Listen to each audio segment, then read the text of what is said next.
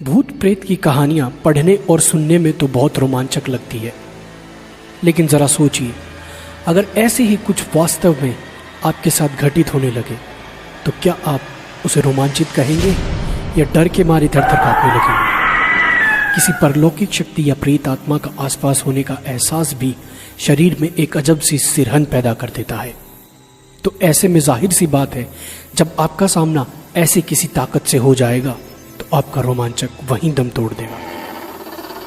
वैसे तो कहने को बहुत सी ऐसी जगहें हैं जहां यह माना जाता है कि आत्माओं का वास है। कोई वीरान और अकेला घर हो या एक लंबे समय से खाली पड़ी इमारत। इसके अलावा वह स्थान जहां किसी दुर्घटना की वजह से भी किसी की जान गई हो, उसे भी हम योग्य नहीं मानते हैं कि हम वहां जाएं, क्योंकि जिन लोगों की जान दुर्घटना में जाती है उनकी आत्मा को मुक्ति नहीं मिलती और वे भटकते रहते हैं। कहने को तो बहुत सी जगहें हॉन्टेड या भूता कहा जा सकता है, जहां प्रमाणिक तौर पर कहा जा सकता है कि उस स्थान में कुछ न कुछ गड़बड़ तो जरूर है, और वह स्थान है राजस्थान स्थित भानगढ़ किला। यह वह स्थान है जिसे पुरातत्व वैज्ञानिकों ने सामान्य नहीं माना है। तभी तो राज्य सरकार द्वारा भानगढ़ किले के चारों तरफ व बाहर चेतावनी के तौर पर एक बोर्ड लगा हुआ है, जिसमें साफ साफ लिखा है कि सूर्य उदय होने से पहले और सूर्यास्त के बाद कोई भी इस किले में नहीं रुकेगा और नहीं आएगा। तो आखिर भानगढ़ में ऐसा क्या है जो आम जन को वहां रात के समय जाने से रोकता है? अगर कुछ है तो उसके पीछे क्या कारण है? हालांकि कोई भी पुख्ता तौर पर वहां घटने वाली दुर्घटना का कारण नहीं बता पाया, लेकिन स्थानीय लोगों के बीच प्रचलित है कुछ कहानियां जो साबित करती है कि वहां कुछ ना कुछ तो जरूर हो सकता है। लोगों का मानना है कि बहुत समय पहले इस स्थान पर रत्नावती नाम की बहुत सुंदर राजकुमारी रहती थी, जिस पर काला जादू करने वाले तांत्रिक की कुदृष्टि थी।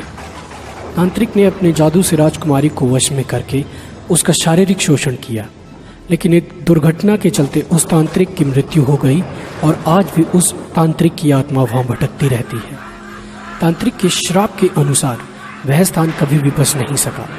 वहां रहने वाले लोगों की मृत्यु हो जाती है, लेकिन उनकी आत्मा को मुक्ति नहीं मिलती है। प्रचलित कहानी के अनुसार सिंधु देवड़ा महल के पास स्थित पहाड़ पर तांत्रिक क्रियाएं करता था। वह रानी रत्नावती के रूप पर आसक्त था।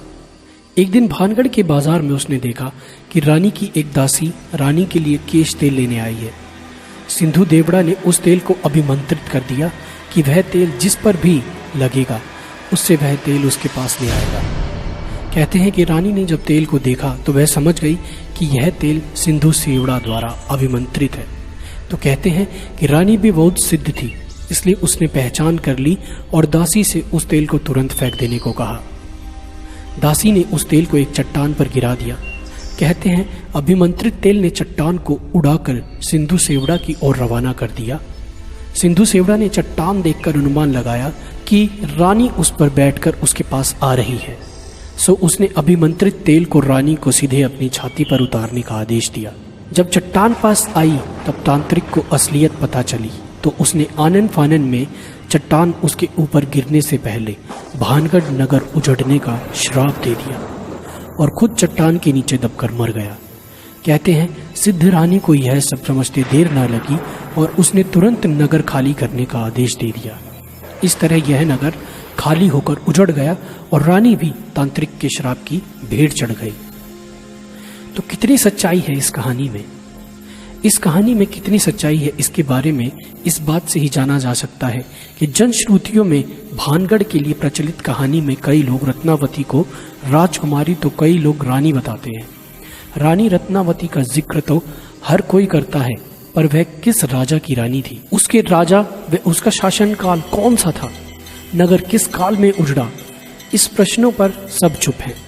अक्सर लोग इस नगर व किले को 400 वर्ष पहले उजड़ा बताते हैं, पर किले में मिले विभिन्न राजाओं के शिलालेखों की तारीख देखने के बाद उसके उजड़ने की समय सीमा काफी कम हो जाती है। पर बहरहाल बात चाहे जो भी हो, इस फोर्ट को या इस भानगढ़ के किले को अब भी लोग सबसे ज्यादा डरावना मानते हैं, या कह सकते हैं कि भारत का सबसे प्राचीन स्थान जो भी है जिसमें भूतों का निवास होने की पूरी आशंका या जहां भूत विराज करते हैं, वो भानगढ़ का किला ही है।